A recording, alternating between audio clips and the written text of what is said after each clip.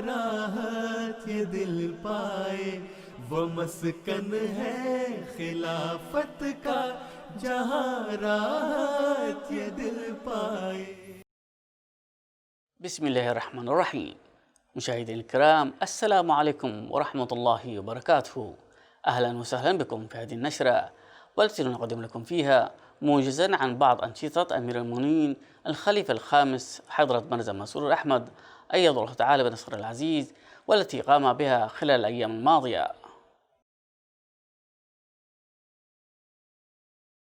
تشرفنا الأسبوع الماضي بعرض بعض المقتطفات من اللقاء الافتراضي الذي أقيم مع دعاة الجماعة في بنغلاديش، ونبدأ اليوم من نفس المكان أيضاً، ولكن هذه المرة مع الهيئة الإدارية الوطنية للجنة إماء الله في بنغلاديش، والتي تشرفت بلقاء افتراضي مع أمير المؤمنين أيده الله تعالى بنصره العزيز، دام لأكثر من ساعة، وذلك يوم السبت 14 من نوفمبر تشرين الثاني الجاري. وقد ترأس أمير المؤمنين هذا اللقاء من مكتبه في إسلام أباد في تيلفورد، بينما انضمت إليه عضوات الهيئة الإدارية من مجمع مسجد دار التبليغ في داكا، المركز الرئيسي الوطني للجماعة الإسلامية الأحمدية في بنغلاديش. وقد ذكر حضرته في بداية اللقاء كيف يمكن لقسم التربية تحقيق النجاح. لجنہ کی تربیت اس طرح کریں کہ لجنہ کو عادت ڈالیں کہ ایک تو وہ باقاعدہ ان کا حیادار لباس ہو، وہ پردہ کرتی ہوں، اور باہر گھر سے باہر نکلیں تو لباس ایسا نہ ہو کہ جو غلط قسم کے مردوں کی نظریں پڑیں اس پہ، اور کبھی پردہ کر کے باہر نکلا کریں۔ احمدی لڑکی کو احمدی عورت کا ایک فرق ہونا چاہیے دوسروں سے، اس بات کا خیال رکھا کریں، اور عادت ڈالیں کہ ہر لجنہ ممبر جو ہے وہ روزانہ 5 وقت نمازیں پڑھنے والی ہو۔ یہ کوشش کریں کہ ہر لجنہ ممبر جو ہے وہ قرآن کریم کی روزانہ تلاوت کرنے والی ہو، ٹھیک ہے؟ اور یہ بھی کوشش کریں کہ آپ کی جو نوجوان لڑکیاں ہیں ان کو اپنے احمدیوں میں ہی رشتہ کرنے کی طرف توجہ زیادہ ہو، بجائے اس کے کہ باہر رشتے کریں۔ اور جو نوجوان لڑکیاں کام کرتی ہیں یا جو عورتیں کام کرتی ہیں ان کو یہ عادت ڈالیں کہ وہ اپنا لباس جو ہے اپنے کام کی جگہ پر ایسا پہنیں جو حیادار لباس ہو، اور پردے میں رہ کر کیا کریں۔ اسی طرح تربیت کے سیمینار بھی کیا کریں، نوجوانوں کو بلایا کریں اور ان میں سیمینار کر کے ان کو سمجھایا کریں کہ اللہ اور رسول کے کیا حکم ہے، اور اس کے مطابق اپنی تربیت کریں۔ كما أشار أمير المؤمنين أيده الله تعالى بنصره العزيز إلى منافع توجيه الناصرات على المدى الطويل. تو ان کے لیے تربیت کا پروگرام ایسا بنایا جب ناصرات کی اگر تربیت اچھی طرح کر دیں نا، ان کو نمازیں پڑھنے کی عادت پڑ جائے، ان کو قرآن کریم پڑھنے کی عادت پڑ جائے، ان کو دعائیں کرنے کی عادت پڑ جائے، ان کو خطبہ سننے کی، جو میرا MTA پہ خطبہ آتا ہے اس کو سننے کی عادت پڑ جائے، تو وہی ناصرات لجنہ میں جا کے پھر زیادہ اچھا کام کریں گی۔ تو ناصرات کا بنیادی کام ہے، اگر ناصرات کی آپ ٹریننگ کر دیں گی تو انشاءاللہ تعالیٰ آپ کی لجنہ بھی بڑی اچھی ہو جائے گی۔ اس لیے کوشش کریں کہ ناصرات کی زیادہ سے زیادہ اچھی تربیت کر سکیں۔ اگلا سوال سیکریٹری نو موبائل شرمین شیخہ صاحبہ کا ہے۔ حضور، آپ بیحد مصروف رہتے ہیں، کیا آپ کے ہفتہ وار چھٹی کا کوئی انتظام ہے، اور آپ اپنے دوستوں اور اہل و عیال کے لیے کس طرح وقت نکالتے ہیں؟ بس اسی طرح گزار لیتے ہیں۔ اس وقت میں ہفتہ وار چھٹی منا رہا ہوں آپ کے ساتھ میٹنگ کر کے، یہ میری ہفتہ وار چھٹی ہے۔ اچھا، جزاک اللہ حضور۔ اور جی حضور، پہلے جب آپ افریقہ تشریف لے گئے تب کے حالات ابھی جیسے نہیں تھے، اس وقت آپ کو کام کرتے وقت کافی مشکلات کا سامنا کرنا پڑا۔ حضور، میری آپ سے درخواست ہے کہ آپ ہمیں اس وقت کا کوئی تجربہ بتائیں۔ بات یہ ہے کہ اگر اللہ تعالیٰ پہ توکل ہو، مشکلات کا سامنا تو کرنا پڑتا ہے، اور بڑے مشکل حالات تھے اس وقت، اب تو بڑے حالات اچھے ہیں۔ تو یہی تھا کہ ہم نے کام کرنا ہے، اور جس کام کے لیے آئے ہیں اس مقصد کو پورا کرنا ہے۔ مشکلات تو کام رستے میں سامنے آتی ہیں، مشکلات روک نہیں بننی چاہیے دین کے کام میں۔ اس لیے ہماری اس وقت بھی کوشش یہی ہوتی تھی میری بھی اور میری بیوی کی بھی، کہ ہماری جو کام ہے وہ چلتے رہیں اور کوئی روکنا ہمیں بنے. اور عورتوں کو بھی خامدوں کو ساتھ دینا چاہیے ایسے حالات میں، مشکل حالات میں، اور خامدوں کو بھی خیال رکھنا چاہیے عورتوں کا. اور جو دینی کام ہے وہ چلتے رہنے چاہیے. باقی اللہ تعالیٰ کے پہ توکل کرتے ہوئے جب آپ کام کرتے ہیں تو چاہے مشکل بھی حالات ہوں، اللہ تعالیٰ ان کے حل کا کوئی نہ کوئی ذریعہ نکال دیتا ہے. اور اسی طرح دعا جو ہے وہ کام کرنے کے ساتھ ساتھ دعا بھی کرتے رہنا چاہیے، تو اللہ تعالیٰ اس میں برکت بھی ڈال دیتا ہے. بس یہی تھا کہ محنت کرو اور دعا کرو، اللہ تعالیٰ حل کر دیتا ہے. گھبرانا نہیں کسی بات، گھبرانا نہیں چاہیے کسی بات سے. جی جزاک اللہ حضور. جی اگلا سوال، شادی کے معاملے میں دین کو ترجیح دینے کی بات کی گئی ہے، مگر آج کل لوگ خوبصورتی اور دوسری خصوصیات کو زیادہ ترجیح دیتے ہیں، جس وجہ سے جماعت کی کافی نیک دینی لڑکیوں کی شادی نہیں ہو رہی. ایسے حالات میں ہم آپ کی رہنمائی کے منتظر ہیں. دیکھیں جی، ہم نے تو کوشش کرنی ہے اور میں کوشش کرتا رہتا ہوں، لڑکوں کو سمجھاتا بھی رہتا ہوں. آن رسول صلی اللہ علیہ وسلم نے یہی فرمایا ہے کہ تم لوگ جو کسی سے شادی کرتے ہو تو کچھ خصوصیات کی بنا پہ کرتے ہو، یا اس کا خاندان دیکھتے ہو، یا اس کی شکل دیکھتے ہو، یا اس کی دولت دیکھتے ہو. لیکن ایک مومن جو ہے اس کو ہمیشہ عورت کا دین دیکھنا چاہیے. اب مسئلہ یہ ہے کہ اگر لڑکوں میں دین نہیں ہوگا تو وہ لڑکیوں کا دین کس طرح دیکھیں گے؟ تو یہ تو جماعت کی جو جماعتی نظام ہے اور خدام الانبیاء ہے، ان کو بھی میں کہتا ہوں کہ لڑکوں میں دینداری پیدا کرو. جب لڑکوں میں دینداری پیدا ہوگی تو پھر وہ یقیناً ایسے لڑکیوں سے شادی کرنے کی کوشش کریں گے جو دیندار ہوں. تو یہ تربیت کا معاملہ ہے، اور اس طرف میں جماعت کو بھی توجہ دلاتا رہتا ہوں، خدام الانبیاء کو بھی توجہ دلاتا رہتا ہوں، انصار اللہ کو بھی توجہ دلاتا رہتا ہوں. لیکن لجنہ کا کام یہی ہے کہ کوشش کریں وہ خود بھی، جو لجنہ ممبرات ہیں جو بڑی عمر کی ہیں، مائیں ہیں، وہ بھی اپنے بچوں اور لڑکوں کو تربیت کریں، ان کو توجہ دلائیں کہ تم نے نیک اور دیندار لڑکی سے شادی کرنی ہے. اگر مائیں اپنا کردار ادا کریں گی تو یقیناً ان کے لڑکے بھی دیندار لڑکیوں سے شادی کریں گے. مسئلہ یہ ہے کہ جب لڑکے کی شادی کا معاملہ آتا ہے تو مائیں کہتی ہیں کہ ہمارا بچہ ہے جو ہے ہم اپنی مرضی سے اس کی شادی کریں گے. اور جب لڑکیوں کی عمر گزر رہی ہوتی ہے اور لڑکیوں کے رشتے نہیں ملتے، جب بڑی ہوتی ہیں تو پھر مائیں اور باپ کہتے ہیں کہ ان کی جماعت شادی کروا دے.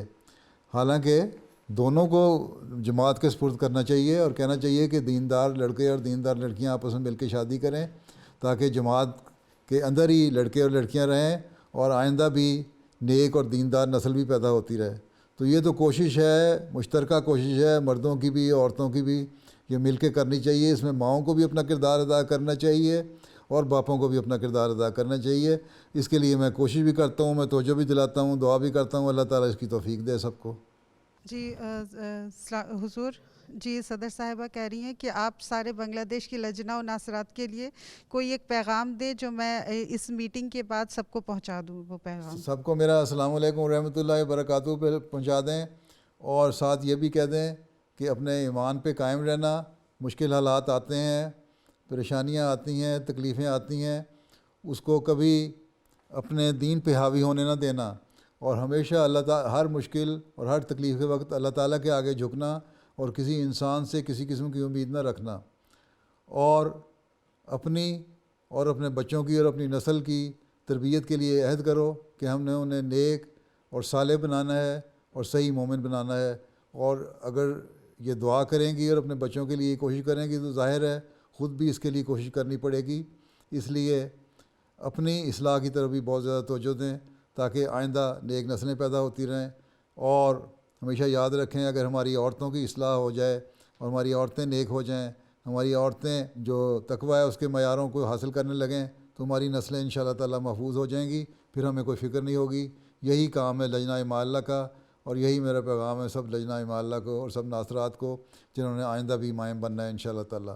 اچھا، السلام علیکم ورحمۃ اللہ وبرکاتہ. وعلیکم السلام ورحمۃ جزاک اللہ اللہ. وبرکاتہ. جزاک اللہ حضور. السلام علیکم ورحمۃ اللہ. وفي اليوم التالي عقد لقاء مع دعاة الجماعة في ألمانيا، حيث أكد أمير المؤمنين أيده الله تعالى بنصره العزيز على أهمية صلاة التهجد لمدة ساعة يومياً. اور خلیفہ وقت کا اگر سلطان نصیر بننا ہے تو دعاؤں کے بغیر نہیں بنا جا سکتا، اور دعاؤں کے لیے سب سے زیادہ اللہ تعالیٰ قرب پانے کے لیے نفل ہیں، فرائض تو ادا کرتے ہی ہیں، آپ وہ نہیں ادا کریں گے تو پھر تو وہ ایک بنیادی جو ایک مسلمان کی کیٹیگری ہے اس میں بھی نہیں آتے، لیکن وہ فرائض ادا کرنے کے بعد جو نوافل ہیں وہ اصل چیزیں جو آپ لوگوں کو اللہ تعالیٰ کا قرب بھی دلائیں گے اور خدمت کے موقع بھی زیادہ میسر آئیں گے اور ان میں برکت بھی پڑے گی اور خلیفہ وقت کی سلطان نصیر بننے کی بھی توفیق ملے گی۔ اس لیے ہر مربی کا فرض ہے کہ کم از کم، آج کل تو ویسے بھی 1 گھنٹہ کوئی ایسا مسئلہ نہیں ہے پڑھنا، آج کل تو 2 گھنٹے بھی پڑھی جا سکتی ہے تہجد، لیکن کم از کم عام حالات میں بھی 1 گھنٹہ تو تہجد پڑھنی چاہیے ہر ایک کو، سوائے اس کے کوئی مجبوری ہو، کوئی بیمار ہے، کوئی بوڑھا ہو گیا، اس کی تو اور بات ہے نا، باقی تو اس کے بغیر تو گزارا ہی نہیں ہے۔ اس طرح خاص توجہ دیں، ذکر الہی کی طرف بھی زیادہ توجہ ہونی چاہیے، بجائے اس کے کہ یہ سوچتے رہیں کہ آج ہم نے فلاں سٹور میں جانا ہے، فلاں جگہ فلاں اچھی چیز آئی ہوئی ہے، یا فلاں میں نے دنیاوی کام کرنا ہے، یا فلاں جگہ بیٹھ کے مجلس جمی ہوئی ہے وہاں بیٹھنا ہے۔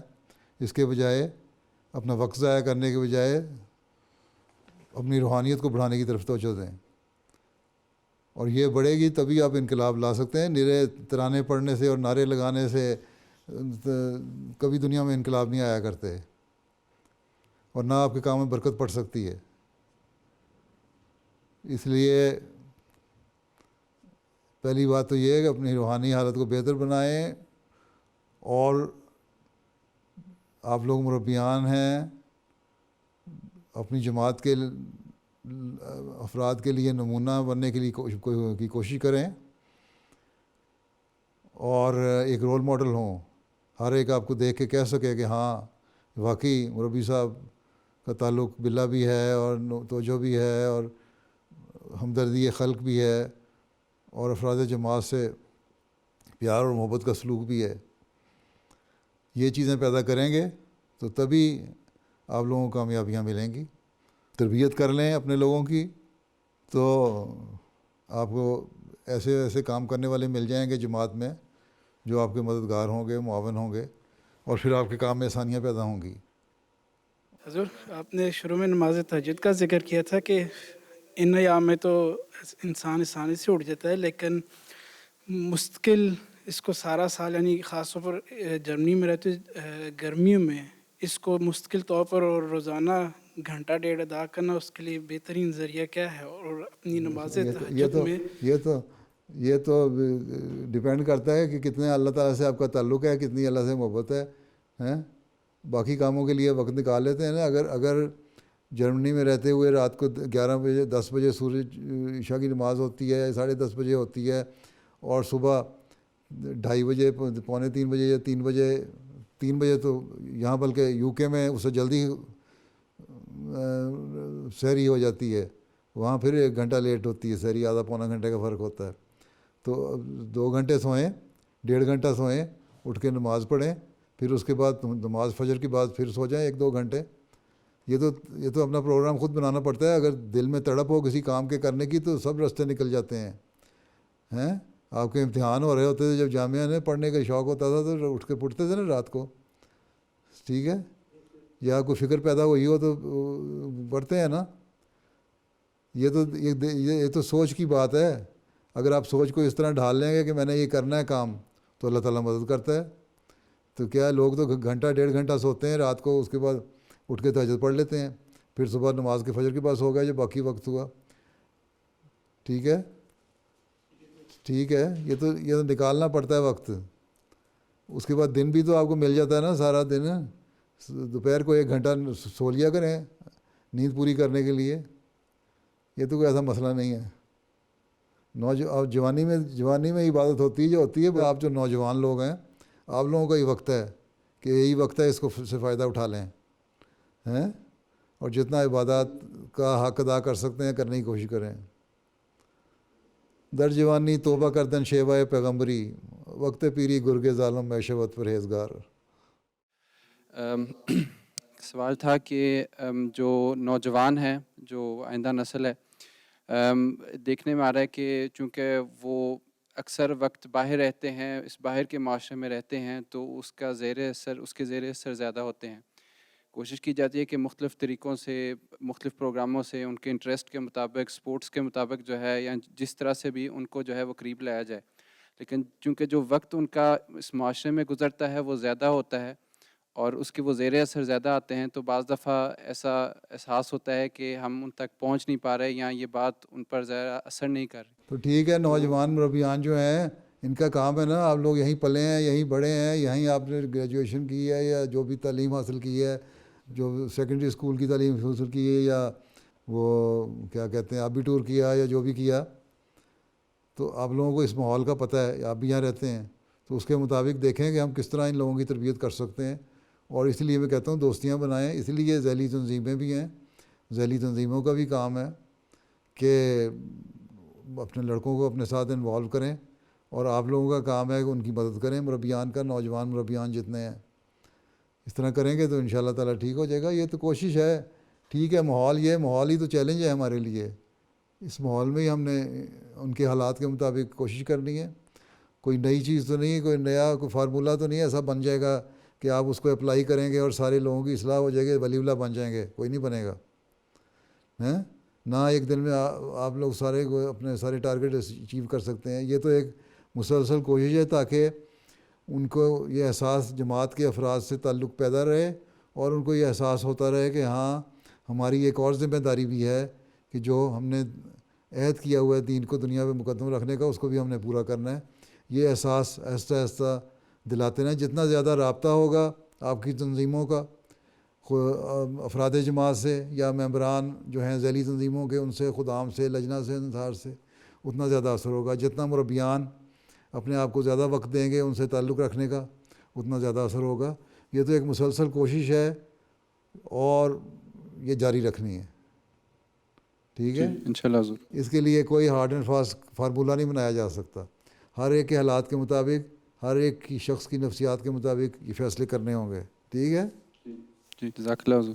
اور یہی ٹرسٹ کیا گیا آپ نوجوان مربیان پہ کہ آپ لوگ وہاں کے پڑھے لکھے جو ہیں وہ زیادہ بہتر طور پہ یہ تربیت کا کام کر سکتے ہیں. اگر آپ کی اپنی تربیت صحیح ہو جائے گی اور جیسا کہ میں نے شروع میں کہہ دیا تعلق باللہ پیدا ہو جائے گا، تو پھر آپ دیکھیں گے آپ لوگ انقلاب لانے والے ہی بن جائیں گے انشاءاللہ تعالیٰ. اور مجھے امید ہے انشاءاللہ نوجوان مربیان اگر ایک عزم سے اٹھیں گے تو ایک انقلاب پیدا ہو سکتا ہے، کیونکہ آپ لوگ یہاں کے ماحول میں پڑے بڑے ہیں. پہلے تو ہوتا نا کوئی پاکستان سے آیا، کوئی باہر سے مربیان آئے، ان کو صحیح طرح پتہ نہیں تھا، زبان کی پوری گرفت نہیں تھی. آپ کو تو زبان پہ پوری طرح گریسپ ہے، کمپریہنشن ہے، اور اس کو آپ اچھی طرح ادا کر سکتے ہیں. یہاں کے ماحول میں رہے ہوئے ہیں، ماحول کا بھی پتہ ہے. تو اسی طرح آپ لوگ نئے نئے راستے ایکسپلور کریں خود کہ کس طرح ہم نے ان کی تربیت کرنی ہے، کس طرح ان کو اٹیچ کرنا ہے، کس طرح ہم نے نئی نسل کو ضائع ہونے سے بچانا ہے. ٹھیک ہے. بعض دوسری قومیں جو جماعت میں شامل ہوئی ہیں وہ جماعت کے علم کلام سے بہت متاثر ہوتی ہیں، لیکن جو جماعتی نظام ہے یا مالی قربانی ہے اس میں وہ اس طرح سے انٹیگریٹ نہیں ہو پاتے، اور بعض مشکلات مقامی جماعت کی طرف سے بھی ہمیں پیش آتی ہے کہ اس طرح سے عہدیداران کے ساتھ رابطہ نہیں رکھتے. تو اس سلسلے میں حضور کیا نصائح فرمائیں گے؟ بات یہ ہے کہ جماعتی نظام کو بھی ان کے لیے اتنا مشکل نہ کریں. اسی لیے مسیح رابع نے شروع میں یہی کہا تھا، اور اس سے پہلے بھی خلفاء یہی کہتے رہے کہ جو نئے آنے والے ہیں، اور میں بھی یہی کہتا ہوں اسی بات کو، کہ جو نئے آنے والے نوآئین ہیں وہ آتے ہیں جب آپ کے پاس شامل ہوتے ہیں آپ سے، تو ان کو 3 سال کے عرصے میں ان کو پہلے سمجھائیں سسٹم کیا ہے. نہ کہ ان کو اس طرح ان سے سلوک کریں کہ وہ کوئی ولی اللہ ہیں یا صحابہ کی اولاد میں سے ہیں یا پیدائشی احمدی. وہ پیدائشی احمدی تو بلکہ کم جانتے ہیں، وہ جو نئے آنے والے ہیں وہ دینی علم بھی آپ سے زیادہ جانتے ہیں. اکثر میں نے دیکھا ہے جو صحیح طرح سوچ سمجھ کے شامل ہوتا ہے نا جماعت میں، وہ نمازوں کی طرف بھی توجہ دینے والا زیادہ ہوتا ہے، وہ استغفار کرنے والا بھی ہوتا ہے، وہ تہجد پڑھنے والا بھی ہوتا ہے، اور حضرت مسیح علیہ کی کتابوں کو سمجھنے کی کوشش بھی کرنے والا ہوتا ہے. تو بہرحال ہمارا یہ کام نہیں کہ جو بھی شامل ہوتا ہے اس کو پہلے دن سے اس کو کریں. اسی لیے نہ ان کے اوپر چندے کا نظام لاگو کیا جاتا ہے 3 سال کے لیے. 3 سال کا ایک عرصہ ہوتا ہے ٹریننگ کا، کہ ان کی اس میں تربیت ہو جائے, ان کو بتائیں کہ یہ نظام ہے اور جماعت کا, لیکن تم ابھی نئے ہو, تم اس کو پہلے غور سے دیکھو سمجھو. لیکن پھر بھی اللہ تعالیٰ نے کیونکہ مالی قربانی کی طرف, مثلاً مالی قربانی ہے, مالی قربانی کی طرف توجہ دلائی ہے, تو تم وقف دید, تحریک جدید کا چندہ جو ہے اس میں جتنا تمہاری حیثیت ہے تم دے سکتے ہو, چاہے سال کا 1 یورو دو, تاکہ تمہیں احساس پیدا ہو کہ تم جماعت سے تمہاری کوئی اٹیچمنٹ ہے. اسی طرح نمازوں کے بارے میں ان کو بتائیں کہ نماز سیکھو. اب جو ایک غیر مسلموں سے مسلمان ہوتا ہے, احمدی ہوتا ہے, احمدی مسلمان, اس کو سورہ فاتحہ سکھانی شروع کریں. اس کو جب سورہ فاتحہ آ جائے, یاد ہو جائے, جب نماز اس نے پڑھنی ہے, نماز کے فرائض بتائیں نا کہ دیکھو اللہ تعالیٰ نے نماز فرض کی ہے, پہلی چیز تو بنیادی چیز نماز ہے نا, ہیں جی. تو نماز جب فرض کی ہے تو اس میں اللہ تعالیٰ نے فرمایا کہ نے فرمایا کہ سورہ فاتحہ پڑھنی ضروری ہے. نماز کے جو بنیادی چیز ہے سورہ فاتحہ ہے, ٹھیک ہے. تو سورہ فاتحہ کے بغیر نماز نہیں ہوتی, اس لیے اس کو پہلے سورہ فاتحہ یاد کرائیں, پھر اس کو کہیں شاید تم ترجمہ یاد کرو, یا اس سے کہیں جیسے تم ترجمہ یاد کر لو, تمہیں پتہ ہو کہ جب امام سورہ فاتحہ پڑھ رہا ہے تو تم ساتھ ساتھ تمہیں دل میں تمہیں پتہ ہوتا رہے کہ امام کیا پڑھ رہا ہے, جو بالجہر نمازیں ہیں ان میں, ٹھیک ہے. جی. پھر اس کو خود شوق پیدا ہو کہ سورہ فاتحہ یاد کر لے. یہاں کئی انگریز ہوئے ہیں, میں نے دیکھا ہے ان کو بڑا شوق سے انہوں نے یاد کیا, یا میرے سے جو بھی ملتے ہیں کوئی بھی کسی بھی ملک کے, ان کو جب میں کہتا ہوں تو یاد کرتے ہیں اور بڑے اچھی طرح اللہ کے فضل سے یاد کر لیتے ہیں اور سمجھتے بھی ہیں. تو پھر 3 سال کا عرصہ ان کو ٹریننگ دینے کا عرصہ ہے. جب وہ ٹریننگ ہو جائے گی ان کی 3 سال میں, تو پھر ان کو جماعت کے سسٹم میں انٹیگریٹ ہونا مشکل نہیں لگے گا. اگر آپ پہلے دن سے ان سے توقع رکھیں گے کہ وہ ولی اللہ بن جائیں تو وہ نہیں ہو سکتا, پھر آپ لوگوں کا قصور ہے. 3 سال کا عرصہ رکھا ہی اس لیے گیا ہے, نہ ان سے چندہ لینا ہے, نہ ان کو زیادہ زور دینا ہے, ان کو صرف تربیت کرنی ہے کہ جماعت کا نظام کیا ہے, اور نہ ان کو ہارشلی تربیت کرنی ہے بلکہ پیار سے محبت سے سمجھانا ہے کہ نماز کیا چیز ہے, نماز کیوں فرض ہے. نماز پڑھو, تم 1 نماز پڑھو گے, 2 پڑھو گے, 3 پڑھو گے, 4 پڑھو گے, جو پکا مومن ہے اس پہ 5 نمازیں فرض ہیں, اور اس کی وجوہات کیا ہیں, اس کی حکمت کیا ہے.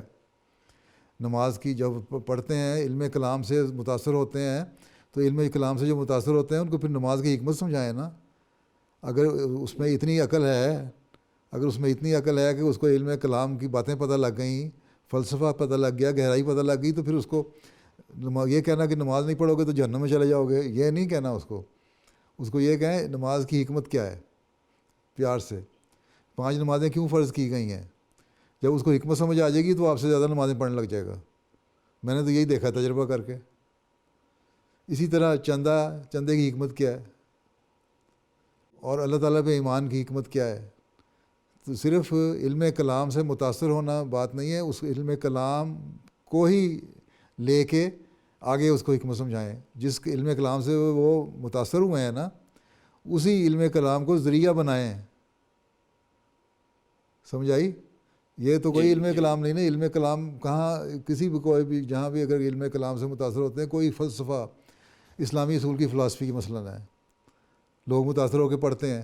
اب اسلامی اصول کی فلاسفی سے ہی اللہ تعالیٰ کے وجود کا پتہ لگ جاتا ہے, اسلامی اصول کی فلاسفی سے ہی عبادت کی حقیقت پتہ لگ جاتی ہے, اسلامی اصول کی فلاسفی سے ہی قربانی کا معیار پتہ لگ جاتا ہے, اسلامی اصول کی فلاسفی سے ہی جنت دوزخ کا نظریہ پتہ لگ جاتا ہے.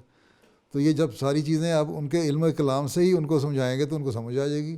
تو آپ تو اپنی بات کا ایک جو بات مجھے کر رہے ہیں اس کا ثبوت تو آپ کے مطلب ہے کہ اس کی دلیل تو آپ کے پاس خود موجود ہے, اسی دلیل کو استعمال کریں. سمجھ گئے؟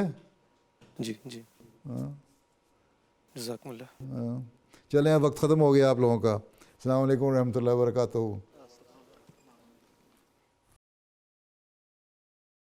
مشاهدينا الكرام, ونختم نشرتنا بملخص من خطبة الجمعة الأخيرة لسيدنا أمير المؤمنين الخليفة الخامس حضرة مرزا مسرور أحمد أيده الله تعالى بنصره العزيز.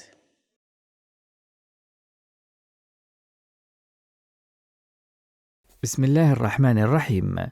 نقدم لحضراتكم ملخصا لخطبة الجمعة الأخيرة التي ألقاها سيدنا أمير المؤمنين أيده الله تعالى بنصره العزيز من المسجد المبارك في تيلفورد في 20 من شهر نوفمبر تشرين الثاني الجاري، حيث تحدث بداية عن الصحابي عوف بن الحارث بن رفاع الأنصاري وهو يعرف أيضا باسم عوف بن عفراء، وهو من بني النجار. حضر بيعة العقبة وشهد بدرا هو وأخواه معاذ ومعوذ. لما التقى الناس يوم بدر قال عوف بن عفراء بن الحارث: يا رسول الله، ما يضحك الرب من عبده؟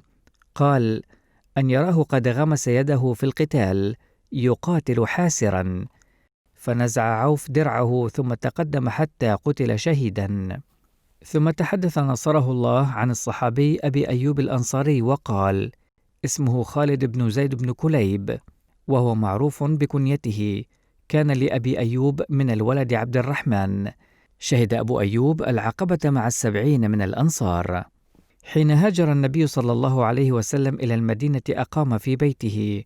وعن هذا يقول سيدنا المصلح الموعود رضي الله عنه: عندما دخل الرسول صلى الله عليه وسلم المدينة تلهف الجميع لنيل شرف استضافته، وأثناء مرور ناقته بالدروب كانت القبائل تصف لاستقباله ويقولون: هلم إلى العدد والعدة والسلاح والمنعة. كانوا يعرضون بيوتهم وأموالهم وأنفسهم لاستقباله وحمايته، وأظهر كثيرون حماسا وحمية ولهفة بالغة، فكانوا يواجهون الناقة ويأخذون بعنانها، ويصرون أن يترجل الرسول صلى الله عليه وسلم عند أبواب دورهم ليدخلها فينالوا شرف استضافته. ويرفض الرسول صلى الله عليه وسلم بكل أدب قائلا: دعوها فإنها مأمورة. وأخيرا توقفت الناقة عند موقع يخص يتيمين لبني النجار، فترجل الرسول صلى الله عليه وسلم قائلا: هذا المنزل إن شاء الله. وجاء كافل اليتيمين وعرض المكان ليستخدمه رسول الله صلى الله عليه وسلم، فرد بأنه لن يقبل المكان إلا بعد الشراء. وتم الاتفاق على الثمن، وقرر الرسول صلى الله عليه وسلم أن يبني في هذه البقعة مسجدا وبعض البيوت. وبعد هذه الترتيبات سأل الرسول صلى الله عليه وسلم عن أقرب الجيران، فجاء أبو أيوب الأنصاري وقال: إن منزله هو الأقرب، وإن كل ما لديه رهن لخدمة رسول الله صلى الله عليه وسلم. فطلب منه أن يعد له غرفة في منزله، وكان منزل أبي أيوب مكونا من طابقين، فعرض أن يسكن الرسول صلى الله عليه وسلم الطابق الأعلى، ولكنه فضل الطابق الأول لأنه كان أيسر لزواره. وتجلى الحب الشديد الذي يكنه أهل المدينة للرسول صلى الله عليه وسلم مرة أخرى، إذ وافق أبو أيوب أن يدع الرسول صلى الله عليه وسلم يسكن الدور الأول في منزله، ولكنه رفض أن ينام على سقف ينام رسول الله صلى الله عليه وسلم تحته، إذ رأى هو وزوجه في ذلك نوعا من عدم اللياقة. وحدث أن انكسر إناء الماء فانساب منه الماء على الأرض، وخشي أبو أيوب أن يتساقط بعض الماء على الغرفة التي يشغلها الرسول صلى الله عليه وسلم، فأخذ لحافه وجفف به الماء قبل أن يتسرب. وفي الصباح زار أبو أيوب الرسول صلى الله عليه وسلم وحكى له أحداث ليلة البارحة، وعندما سمع الرسول صلى الله عليه وسلم وافق أن يسكن الطابق العلوي. كان أبو أيوب يعد وجبات الطعام ويرسلها إلى فوق، فيأكل الرسول صلى الله عليه وسلم ما يشاء، ويأكل أبو أيوب وزوجه ما يتبقى. وبعد أيام قلائل طلب آخرون أن ينالوا شرف استضافة الرسول صلى الله عليه وسلم، وقد استضافه أهل المدينة إلى حين أن تم إعداد البيت الذي استقر فيه. عن أبي أيوب الأنصاري قال: كان رسول الله صلى الله عليه وسلم إذا أتي بطعام أكل منه وبعث بفضله إلي، وإنه بعث إلي يوما بفضلة لم يأكل منها لأن فيها ثوما، فسألته: أحرام هو؟ قال: لا، ولكني أكرهه من أجل ريحه. قال: فإني أكره ما كرهت. وشهد أبو أيوب بدرا وأحدا والخندق والمشاهد كلها مع رسول الله صلى الله عليه وسلم. وفي نهاية الخطبة أعلن أمير المؤمنين نصره الله أنه سيصلي الغائب على بعض المرحومين الذين توفوا في الفترة الأخيرة، ودعا لهم بالرحمة والمغفرة، وأن يلهم ذويهم الصبر والسلوان، آمين. مشاهدينا الكرام، بهذا ناتي على ختام نشرتنا، والمزيد من الأخبار والمعلومات يرجى متابعتنا على العناوين الظاهرة أسفل الشاشة. نترككم في رعاية الله وحفظه، والسلام عليكم ورحمة الله وبركاته. راحت یہ دل پائے وہ مسکن ہے خلافت کا جہاں راحت